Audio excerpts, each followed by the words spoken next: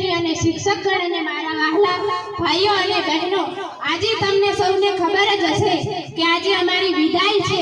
આમ જોવા જઈએ તો આજનો દિવસ અમારા માટે ખુશીનો અને દુખીનો।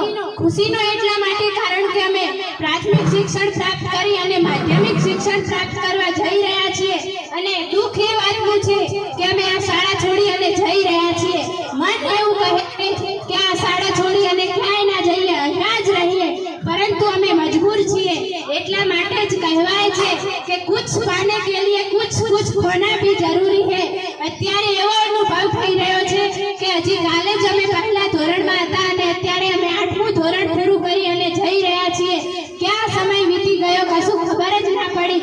અમે વિદાય લઈ અને હાઈસ્કૂલમાં જઈશું ત્યારે અમે નવું શીખીશું, પણ જે આ શાળાએ અમને શીખવ્યું છે એ તો અમે ક્યારેય નહીં ભૂલીશું। અમે એક કાદવમાં પડેલું ફૂલ હતા અને તે ફૂલને બહાર કાઢી અને મહેકતું કરવાનું કાર્ય જે આ ગુરુજીઓએ કર્યું છે, અમે આ શાળાને વધારે યાદ કરીશું, કારણ કે અમે આ શાળામાં ઘર કરતાં વધારે સમય વિતાવ્યો છે। આ શાળા કશું બોલતી નથી, પરંતુ ના બોલવા છતાંય અમને ઘણું બધું શીખવી દીધું છે।